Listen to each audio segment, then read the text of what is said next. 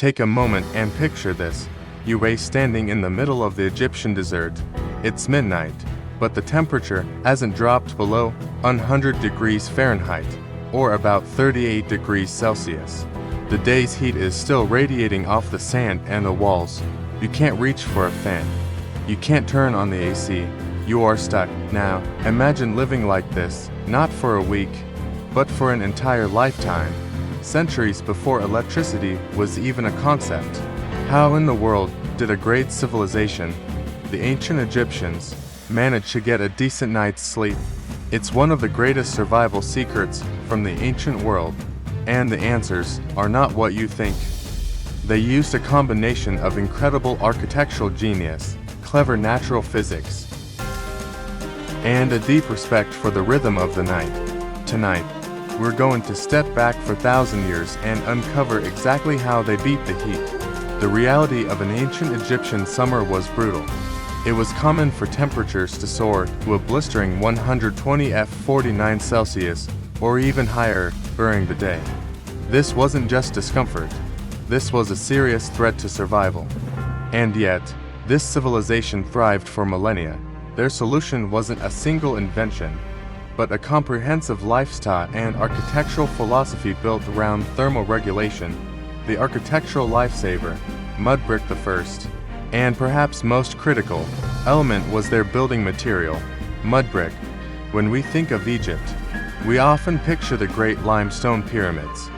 But the common people lived in homes made of mud and straw, baked hard by the sun.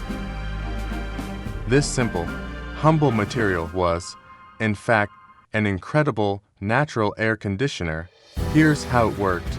The walls were often extremely thick, much thicker than modern walls. Throughout the day, this thick mudbrick acted like a thermal sponge.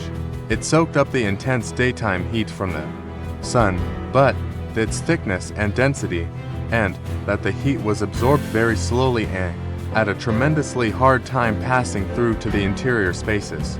This kept the inside of the home relatively cool during the scorching hours. Then, the magic happened at night. Once the sun went down, the outside air temperature would finally begin to drop. The heat that the wall had slowly absorbed all day long began to radiate outward, back into the cooler night air, rather than inward toward the sleeping quarters. This process meant that by midnight, the walls were the coolest they would be all day. And they weren't radiating the day's heat back onto the sleeping occupants. They mastered the concept of thermal mass centuries before we gave it a fancy name. It truly makes you wonder how the people of ancient Egypt managed to stay cool without modern air conditioning. The art of passive cooling beyond the walls themselves.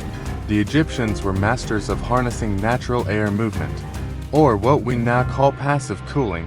Their homes were deliberately designed with specific features to maximize cross-ventilation. You might notice in ancient wall paintings or models that homes often had small, strategically placed windows, not large glass panes that would trap heat.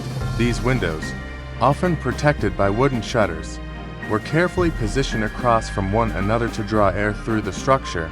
They understood that even a slight pressure difference could create a welcome breeze for the wealthier classes. And even in public buildings, there was an incredible invention called the Malqaf, or wine catcher. Imagine a funnel-shaped scoop on the roof of a house, facing the prevailing northern wind coming off the Nile.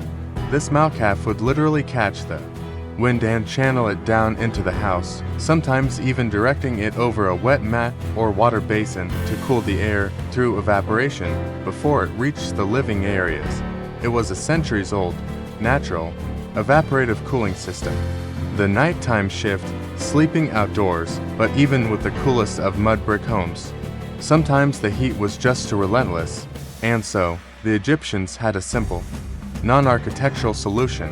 They didn't sleep indoors. As the sun set, the family would move their sleeping mats up to the flat roofs of their houses or into open, cool courtyards.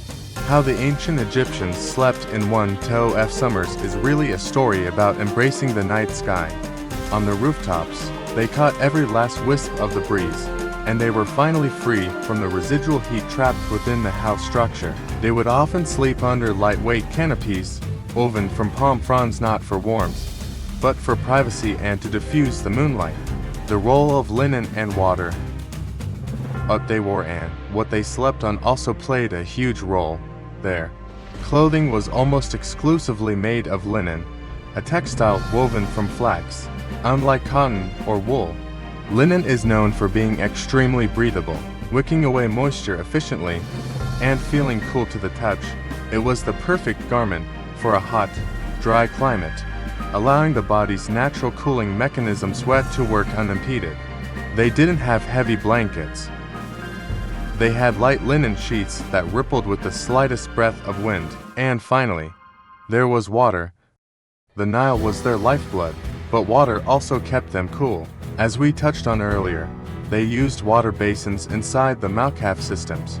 They also practiced simple evaporative cooling by dampening surfaces, or sometimes their own skin with water, before settling down for the night, creating a localized, refreshing drop in temperature around their sleeping mat. The dog you see lying down in the courtyard isn't just seeking shade, it might be enjoying the cool patch of earth that a servant dampened just hours before. So, the next time you hear your AC kick on, spare a thought for the ancient Egyptians. They weren't just enduring the heat, they were intelligently engineering their lives to live comfortably within it, using nothing but the earth, the wind, and the mighty Nile. Their methods prove that often, the simplest, most natural solutions are the most enduring. If you found yourself fascinated by these incredible ancient solutions and the mysteries of how this civilization truly lived, you've come to the right place. We dive into the stories of the past that the textbooks often miss. If you want to continue exploring history's deepest and most relaxing secrets, please consider subscribing to the channel. Don't forget to hit the like button and join the community here at The Sleeping Historian.